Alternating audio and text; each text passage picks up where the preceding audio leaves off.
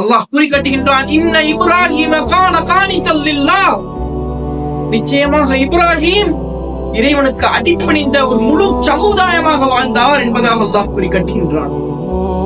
ஒரு சமூகம் என்றால் எத்தனை பேர்? ஒரு 5000 பேர், ஒரு 10,000 பேர், ஒரு 1,00,000 பேர். ஒரு 1,00,000 பேர் என்றால் ஒரு 1,00,000 பேர் ஆற்ற வேண்டிய பணியை ஒற்றை மனிதர் இப்ராஹிம் அலைஹிஸ்ஸலாம் அவர்கள் ஆற்றி இருக்கின்றார். ஒரு சமூகம் ஆற்ற வேண்டிய பணியை ஒற்றை மனிதர் ஆற்றி இருக்கின்றார் என்று சொன்னால் மறுமையில் அவரின் மீசான் என்னும் தராசில் நன்மை தட்டு எவ்வளவு கணம் தரும்.